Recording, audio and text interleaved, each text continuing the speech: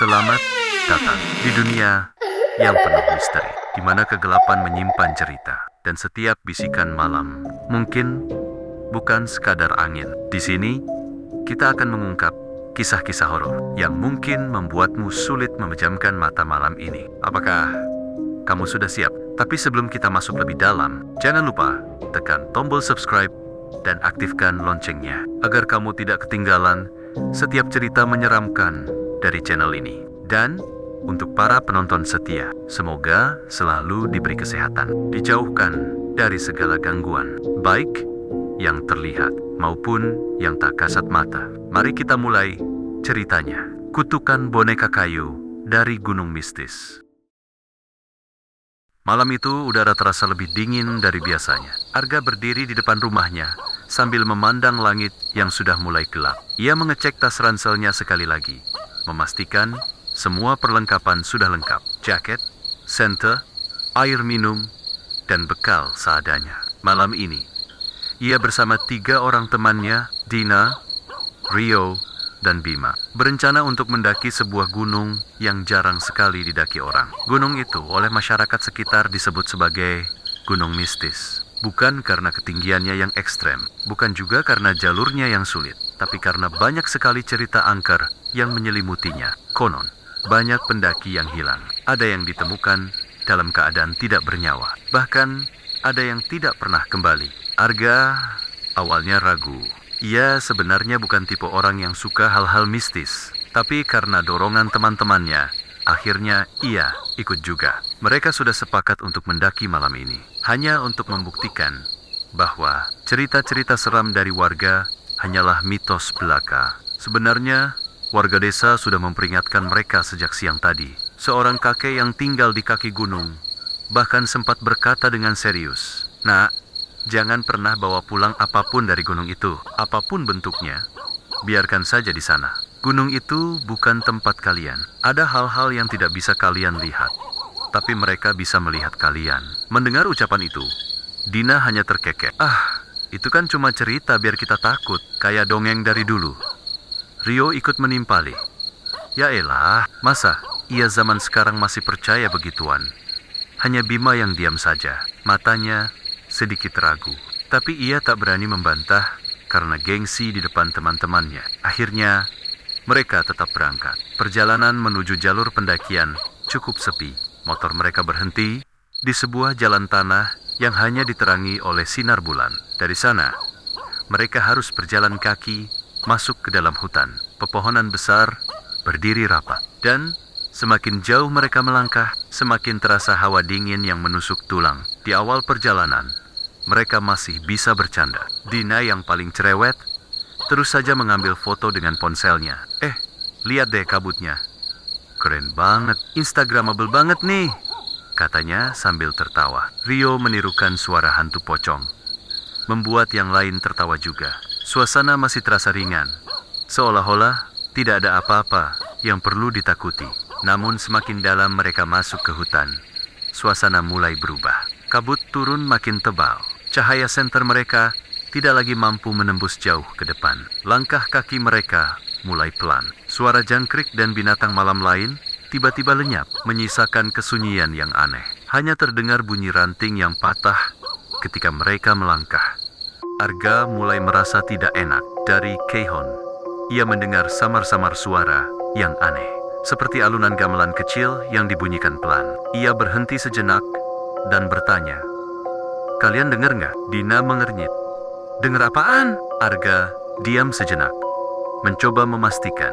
Tapi suara itu tiba-tiba menghilang. Rio menepuk bahunya sambil tertawa. "Jangan halu, Gar. Itu paling suara angin." Arga hanya mengangguk, meski hatinya berkata lain. Mereka terus berjalan, tapi hawa semakin berat. Angin dingin berhembus, membawa bau aneh, seperti bau kayu basah bercampur dengan bau dupa. Pohon-pohon yang tadinya hanya terlihat seperti batang biasa, kini seakan menatap mereka dengan bentuk cabang yang menyerupai tangan. Sesekali mereka merasa ada yang mengikuti dari belakang, tapi setiap menoleh, tidak ada siapapun. Hingga pada satu titik, Dina yang berjalan paling depan berhenti mendadak. Lihat deh, ini apa?" katanya. sambil menyorotkan senter ke tanah. Di bawah sinar redup itu, mereka melihat sebuah benda kecil tergeletak di tanah yang dipenuhi daun kering. Benda itu adalah boneka kayu. Bentuknya sederhana. Tubuhnya hanya berupa potongan kayu yang dipahat kasar. Tapi wajahnya aneh. Wajah boneka itu retak-retak, dengan ukiran menyerupai mulut menyeringai dan mata bulat melotot. Ya, boneka? Apaan ini? Serem, tapi unik juga ya, kata Dina sambil membungkuk mengambilnya. Arga spontan menahan tangannya. Jangan diambil, Din. Ingat kata kakek tadi, jangan bawa pulang apapun dari sini. Dina justru tertawa kecil. Kamu penakut banget sih. Ini cuma boneka kayu kok, lagian kecil gini. Buat apa ditakutin? Rio ikut menimpali. Kalau aku sih, mending jangan dipegang. Din, serius. Biasanya barang beginian ada, maksudnya. Tapi Dina sudah terlanjur memasukkan boneka itu ke dalam tasnya. Santai, nggak akan ada apa-apa. Kalaupun ada, palingan cuma tikus yang keluar dari balik pohon. Hehe. Arga dan Bima saling pandang. Bima yang sedari tadi diam, akhirnya bicara lirih. Din, tolong deh, buang aja boneka itu. Gue ngerasa nggak enak. Dari tadi bulu kuduk gue berdiri terus. Dina malah makin tertawa. Aduh, kalian cowok-cowok kok pada penakut banget sih. Masa kalah sama cewek? Akhirnya, karena tidak ingin memperpanjang perdebatan, mereka kembali berjalan. Namun sejak boneka itu masuk ke dalam tas Dina, suasana semakin terasa berat. Kabut semakin pekat. Suara-suara aneh mulai terdengar lebih jelas. Ada suara langkah kaki lain di belakang mereka. Tapi ketika di senter, tidak ada siapapun. Pohon-pohon besar yang mereka lewati seakan berbisik, daunnya bergetar, padahal tidak ada angin yang lewat. Arga beberapa kali menoleh ke arah tas Dina. Entah kenapa, setiap melihat tas itu, ia merasa seperti boneka di dalamnya sedang menatap keluar, memperhatikan setiap gerakan mereka. Perjalanan semakin terasa lama. Jam tangan Arga menunjukkan sudah hampir tengah malam. Tapi mereka masih saja belum sampai di pos pertama. Anehnya, jalur yang biasanya hanya 1 jam, kini terasa seolah-olah tidak ada ujungnya. Kok jalannya nggak sampai-sampai sih? Tanya Rio sambil mengelap keringatnya. Bima mulai gelisah. Kayaknya kita muter-muter di tempat deh. Dari tadi, gue ngerasa udah lewat pohon. Ini, ia menunjuk sebuah pohon besar dengan batang yang terbelah 2. Mereka semua menatap pohon itu dengan wajah tegang. Benar, seolah mereka berjalan kembali ke titik yang sama. Dina mencoba menenangkan suasana. Udahlah, mungkin cuma mirip aja. Tapi suaranya terdengar bergetar. Untuk pertama kalinya, Dina tidak seceria biasanya. Malam semakin larut, kabut semakin menutup pandangan. Di kejauhan, kembali terdengar suara gamelan kecil. Kali ini lebih jelas, lebih dekat, dan seolah mengiringi langkah mereka. Arga berhenti dan menarik nafas dalam. Gua sumpah dengar suara itu lagi. Kalian dengar enggak? Kali ini semua terdiam. Tidak ada yang berani mengangguk atau membantah. Tapi dari wajah mereka, jelas bahwa bukan hanya Arga yang mendengar. Hening sejenak. Lalu tiba-tiba terdengar suara tertawa lirih. Suara perempuan. Pelan tapi panjang. Hai. Dina langsung merinding. Ia menoleh ke belakang, matanya main kari-kari sumber suara. Siapa itu? Teriaknya panik. Tidak ada jawaban. Hanya kabut tebal yang menutup pandangan. Arga memegang lengan Dina. Udah, jangan teriak-teriak. Kita terus jalan aja. Jangan berhenti. Tapi hatinya sendiri berdegup kencang. Seolah-olah ada sesuatu yang sedang mengawasi mereka dari kegelapan. Dan saat itulah, dari tas Dina terdengar suara aneh. Suara kayu berderit, seperti benda yang bergeser sendiri di dalamnya. Semua terdiam. Dina menatap tasnya. Wajahnya pucat.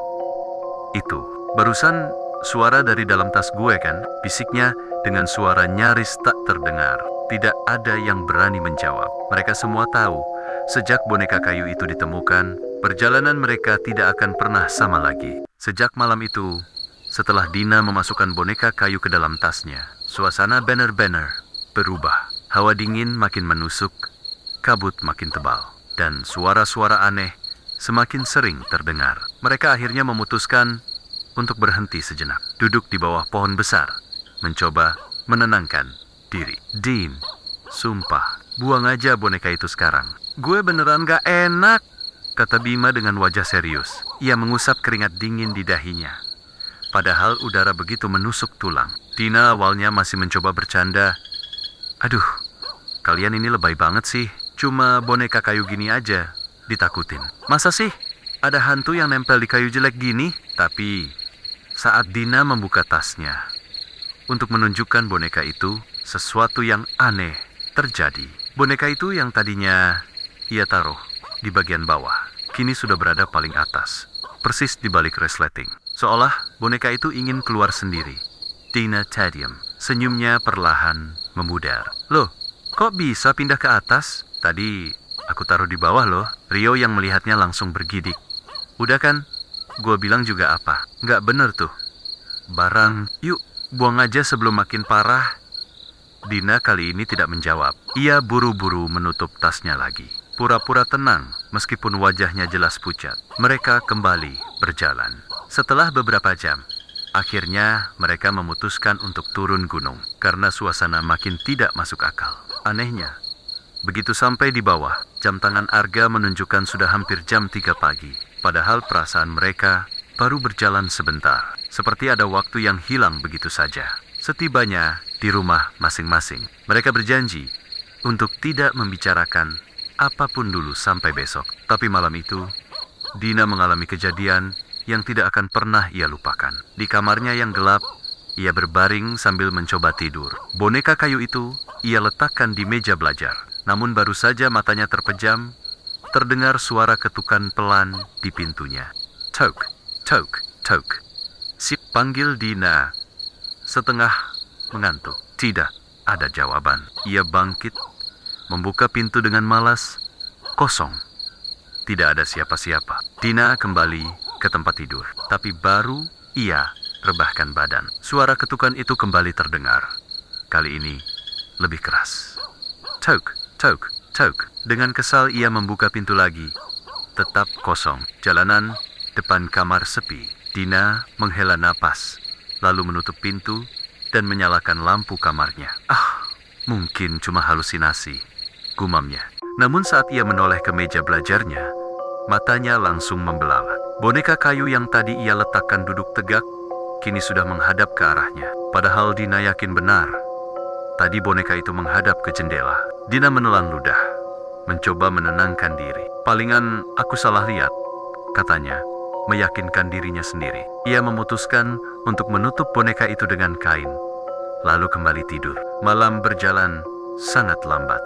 Dina terbangun beberapa kali karena merasa seperti ada orang yang berdiri di samping ranjangnya.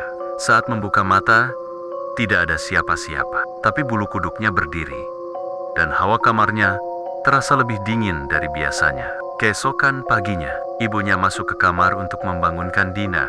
Saat membuka pintu, ia terkejut melihat ada serbuk kayu berserakan di lantai. Padahal, tidak ada perabotan yang rusak. Din, ini kok lantai banyak serpihan kayu? Kamu ngapain semalam?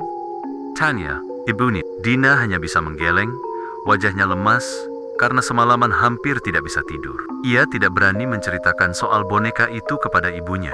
Siangnya, Arga datang berkunjung. Ia ingin memastikan keadaan Dina. Saat masuk ke kamar, matanya langsung tertuju pada boneka kayu di meja belajar. Din, kenapa bonekanya ditaruh di sini? Bukannya kemarin kamu simpen di tas? Tanya Arga heran. Tina Tadium, ia yakin semalam boneka itu ia letakkan di meja, lalu ditutup kain. Tapi kini kainnya entah kemana, dan boneka itu menatap lurus ke arah pintu masuk. Saat mereka sedang membicarakan boneka itu, tiba-tiba boneka itu jatuh sendiri ke lantai, tepat di dekat kaki Arga. Mereka berdua sontak mundur dengan wajah pucat. Arga memungut boneka itu perlahan, lalu meletakkannya kembali ke meja. Din, gue serius. Ini boneka nggak benar. Kita harus buang sekarang juga. Tapi Dina menahan tangannya. Entah kenapa, meski ketakutan, ia merasa seperti ada sesuatu yang mengikatnya dengan boneka itu. Jangan dulu, Gar. Aku kayaknya belum bisa buang ini.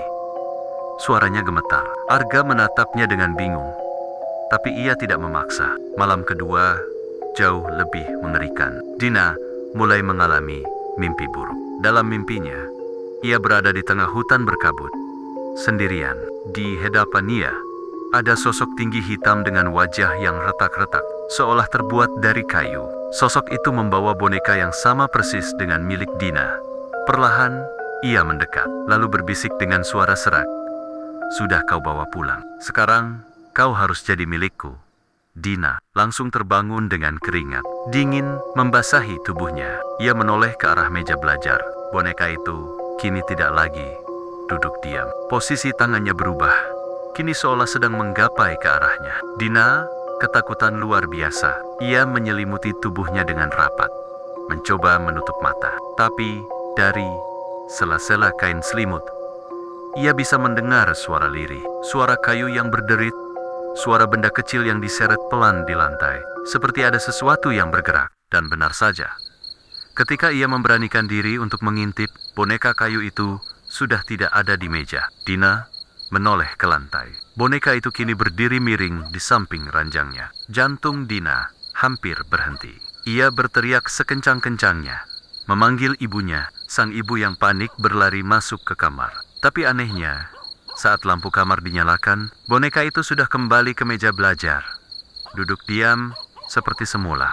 Dina hanya bisa menangis, mencoba menjelaskan, tapi ibunya tidak percaya. "Din, kamu kecapekan? Jangan kebanyakan mikir aneh-aneh." Namun Arga yang datang esok harinya menemukan Dina dengan mata sembab dan wajah pucat pasi. Ia tahu, sesuatu yang mereka bawa dari gunung mistis benar-benar bukan barang biasa. Dan sejak hari itu, gangguan semakin menjadi-jadi. Sejak malam ketika Dina melihat boneka itu berdiri di samping ranjangnya, hidupnya tidak pernah sama lagi. Hari-hari berikutnya, ia terlihat semakin lemah, matanya cekung, wajahnya pucat, dan tubuhnya sering panas dingin tanpa sebab. Arga, Rio, dan Bima mulai khawatir. Mereka bertiga sepakat untuk mencari jalan keluar. Suatu saat, mereka berkumpul di rumah Arga. Rio membuka percakapan dengan suara tegang. "Kita nggak bisa diem aja, Gar. Din makin parah kalau dibiarkan. Gue takut dia." "Ya, lo tahu maksud gue kan?" Bima mengangguk pelan. "Sejak boneka itu ada, dia berubah. Gue yakin boneka itu biang masalahnya." Arga menatap mereka dengan tatapan mantap. "Q, malam ini juga kita harus balikin boneka itu ke gunung mistis. Satu-satunya cara ya kita buang ke tempat asalnya." Mereka pun sepakat, tapi ada satu masalah. Dina. Ketika mereka datang ke rumah Dina malam itu, suasana rumah terasa berat. Lampu ruang tamu berkedip-kedip, udara di dalam rumah lebih dingin dari biasanya. Ibunya menyambut dengan wajah cemas. "Syukurlah kalian datang." "Dina. Dina bukan Dina lagi." Suaranya bergetar. Mereka bertiga langsung naik ke kamar Dina. Saat pintu dibuka, tubuh mereka seolah membeku. Dina duduk di lantai. Rambutnya terurai berantakan, menatap kosong ke arah boneka kayu yang diletakkan di pangkuannya. Bibirnya tersenyum tipis, tapi matanya gelap. Seolah ada sesuatu yang menatap balik dari dalam tubuhnya. Arga memberanikan diri maju. "Din, ayo, Aisyah, kita balikin boneka itu sekarang juga." Dina perlahan menoleh, tapi yang keluar dari mulutnya bukan suara Dina. Suaranya berat, serak, seperti suara orang lain yang jauh lebih tua. "Boneka ini bukan milik kalian. Dia milikku." Bulu kuduk mereka berdiri. Dina tertawa keras. Suaranya bergema di seluruh kamar. Tawa itu bukan lagi tawa manusia. Tiba-tiba, lampu kamar padam. Hanya cahaya senter Arga yang tersisa. Dalam remang cahaya itu, mereka melihat sesuatu yang membuat darah mereka membeku. Boneka kayu di pangkuan Dina bergerak sendiri. Tangannya yang kaku perlahan terangkat, seolah melambai. Dari mulut boneka itu, keluar cairan hitam pekat, menetes ke lantai, dan menyebarkan bau busuk menusuk hidung. Bima hampir muntah. Sementara Rio mundur ke belakang dengan wajah panik. "Gila, ini udah nggak bener, Gar. Kita harus kabur." Arga tetap berusaha tenang, meski wajahnya pucat. "Enggak, kita harus ambil boneka itu dan balikin sekarang juga." Ia maju mendekati Dina, mencoba merebut boneka dari pangkuannya. Tapi seketika tubuh Dina menegang, matanya memerah, dan tangannya mencengkeram boneka itu erat-erat. Suara serak itu kembali terdengar dari mulutnya. Dia sudah menjadi bagian dariku. Tidak ada yang bisa memisahkan kami. Arga mendorong tubuh Dina dengan paksa. Dina terjatuh. Boneka itu terlepas. Seketika ruangan berguncang. Pintu kamar menutup keras dengan sendirinya. Dina berteriak melengking. Suaranya menyakitkan telinga. Rio panik menendang pintu. Tapi pintu seolah terkunci dari dalam. Dalam kepanikan itu, Arga meraih boneka dan langsung memasukkannya ke dalam karung yang sudah ia siapkan. Anehnya, begitu boneka itu ditutup rapat, suara tawa Dina berhenti. Tubuhnya terkulai lemas. Pingsan. Lampu kamar kembali menyala. Tapi suasana tetap mencekam. Mereka bertiga tidak membuang waktu. Dengan karung berisi boneka itu, mereka langsung berlari meninggalkan rumah Dina. Ibunya hanya bisa menangis, memohon, tolong selamatkan anak saya. Malam itu, dengan sisa keberanian yang mereka punya, Arga, Rio, dan Bima kembali ke jalur pendakian Gunung Mistis. Kabut sudah turun tebal, meski belum tengah malam. Angin berhembus kencang, membawa bau dupa yang semakin menusuk. Langkah mereka cepat, tapi jantung mereka berdegup kencang setiap kali karung di punggung. Arga bergerak sendiri. Ya, boneka itu bergerak, seperti mencoba keluar dari karung. Dari dalam karung, terdengar suara kayu berderit, kadang disertai suara tawa kecil yang lirih. Hihihi, Rio hampir menangis. Gar, gue gak kuat lagi. Buang aja di sini. Tapi Arga tetap maju. Enggak, kita harus buang di tempat kita nemuin ini. Kalau enggak, semuanya percuma. Akhirnya mereka sampai di titik tempat Dina menemukan boneka itu. Pohon besar yang terbelah dua berdiri angkuh di hadapan mereka. Tanah di sekitar pohon itu basah, seperti habis diguyur hujan, padahal langit cerah. Dengan gemetar, Arga membuka karung dan mengeluarkan boneka itu. Begitu boneka keluar, angin berhenti seketika. Suasana sunyi, bahkan jangkrik pun tidak bersuara. Boneka itu menatap ke arah mereka dengan mata kayu yang retak. Senyumnya melebar seolah hidup. Arga berlatat, menaruh boneka itu di tanah. Kami balikin. Kami nggak mau ganggu lagi, katanya dengan suara bergetar. Tiba-tiba, tanah di sekitar mereka berguncang. Dari kabut, muncul sosok tinggi hitam. Tubuhnya kurus kering. Wajahnya penuh retakan kayu, mirip dengan boneka itu. Sosok itu berjalan pelan. Setiap langkahnya menimbulkan suara kayu patah. Ia berhenti tepat di depan boneka, lalu menunduk mengambilnya. Ketiganya terpaku. Tubuh mereka kaku, seperti tidak bisa bergerak. Sosok itu menatap mereka dengan mata kosong, lalu berbisik dengan suara yang menggetarkan udara malam. Pergi dan jangan kembali. Kemudian, sosok itu menghilang bersama kabut, meninggalkan hanya hening. Tanah kembali normal. Angin kembali bertiup pelan. Mereka bertiga jatuh terduduk, nafas tersengal karena ketakutan.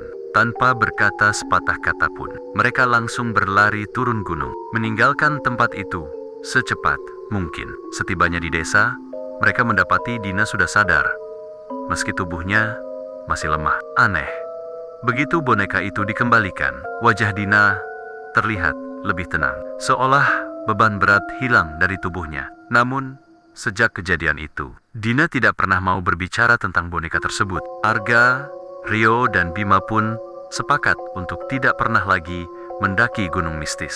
Mereka tahu, ada hal-hal di luar nalar manusia yang seharusnya tidak disentuh. Dan, hingga kini, warga desa masih memperingatkan setiap pendaki dengan kalimat yang sama. Jangan pernah bawa pulang apapun dari Gunung Mistis. Karena mereka tahu, di balik hutan berkabut itu, masih ada sosok tinggi dengan wajah kayu retik-retuk yang selalu mengawasi